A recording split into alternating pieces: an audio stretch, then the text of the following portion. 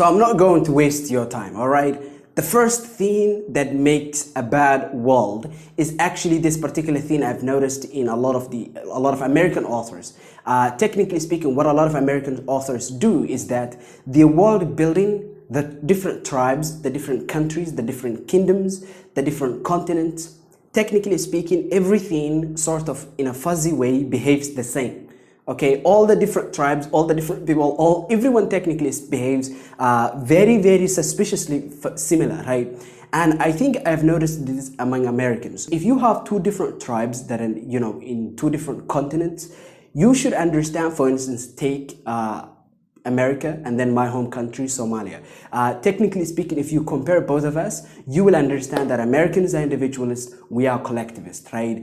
If you really dig deeper and the more you look into things, you will notice that these two different countries from two different continents behave ludicrously different, to a point where comparison is valid, like to a point where you can find 5, 6 to 10 different things that are completely contrasting in both of these countries. And when you write your worlds, when you build your worlds, you have to understand that this is not an exception. This is everywhere. This is not just in different countries, in different continents. This is in America. From state to state, people behave differently. And so I have noticed a lot of world building from Americans suffers from this problem, where all the different tribes, all the different kingdoms, all the different kings and whatever behave suspiciously similar. Moving on to the next thing, it is that scale equals good world building. I want you to deeply understand the following. Scale does not equal to good world building. In fact, good world building should be the world building that helps you tell the story. I came across this recently in Lies of Loch Lamora. You see, in Lies of Loch Lamora, there is just one city. Most, like 90% of the story, in fact, 90% of the world building that happens in the book, Lies of Loch Lamora, it's just one city. So why do I consider that world building good? Because you see, here is a statement.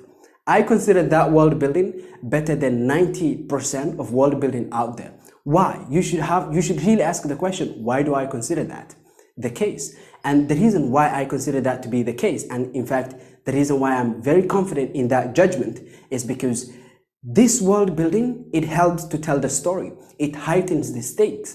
The protagonist Locke is a thief and he is a deceiver. And technically speaking, this city, it gives him the challenges that are needed in order to make his story interesting, in order to carry tension and to build conflict naturally. Okay, a lot of the things that Locke struggles with are natural byproducts of such a crime-ridden city. Okay, and therefore the city of Comore from Lies of Loch Lamora, it helps to tell a story. And I want you to understand this one deeply. The world that you build must help tell your story. Another example I can give you is how Shattered Plains helps tell Brandon Sanderson in The Way of Kings, the world of Roshar. The Shattered Plains help Brandon Sanderson tell a good story. They help him tell a phenomenal story, in fact, because they provide the setting of the Shattered Plains, provides actually the challenges needed to make Kaladin's story interesting. Another example I can give you, another very famous example, King's Landing from A Song of Ice and Fire. In A Game of Thrones, the challenges to the character of Ned Stark stem from how corrupted and broken the city of King's Landing is. And therefore, what makes terrible world building in this sense is actually having world building for the sake of world building in a story, in a book. Okay, you can have world building for the sake of world building if you're just a world builder, but I'm talking about when you're writing a story with your world, it has to help you tell that story. And therefore, bad world building is world building that does not help you tell your story, and it inhibits you. It takes away from your ability to tell the story. Medieval Europe, okay? I have nothing against medieval Europe, but there is this subconscious assumption among world builders that your world has to somehow be inspired by medieval Europe. But I'll give you something very revolutionary. Your world does not have to be in any way inspired by medieval Europe. Congratulations, you just unlocked the rest of the planet. The rest of planet Earth is technically a complete inspiration canvas for you. Congratulations, your worlds just became 99,000 billion quintillion gazillion times more interesting. Isn't that amazing? I know, right? Guess what? You just unlocked the rest of the planet.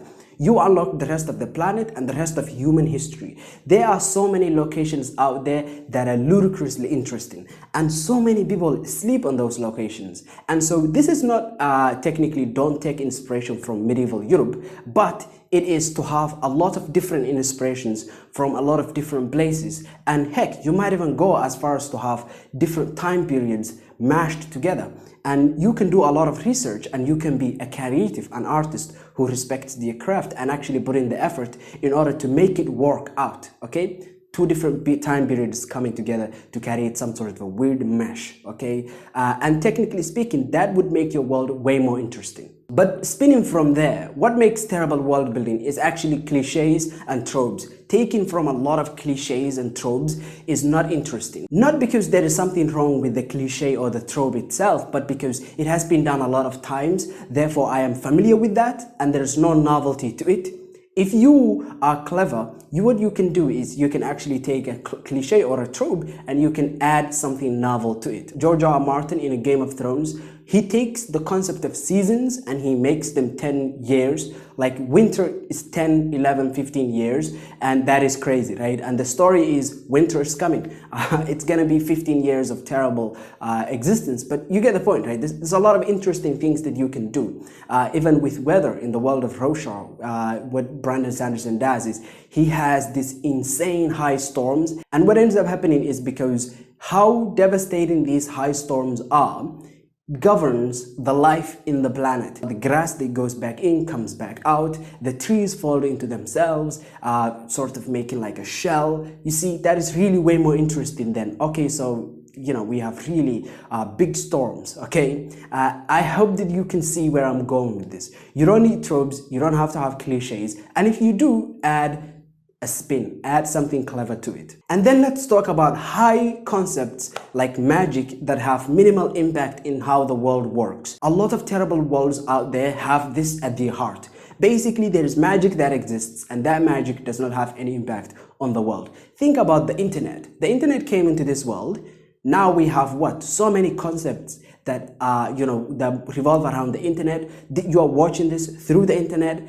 YouTube came along, social media came along, and in the internet culture, in the internet world, there became influencers, people who became famous not because they were celebrities or they were in movies or they were in TV shows, but because they were, in YouTube and they had a lot of followers. Do you understand that? Like, this is basically beautiful. Like, there's the concept of bullying, and then there's the concept of bullying inside the internet. It's called cyberbullying. And that is what I'm talking about. If you have magic, if you have high concepts, you should make sure that those concepts are well integrated into the world and they have a visible impact on the world.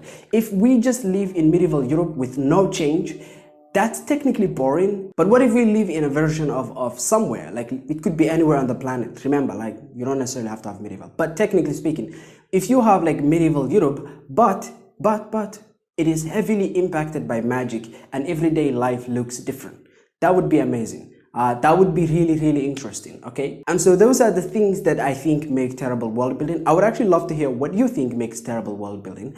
And yeah, I hope that you took something from this and I hope that you enjoyed. Have a nice day.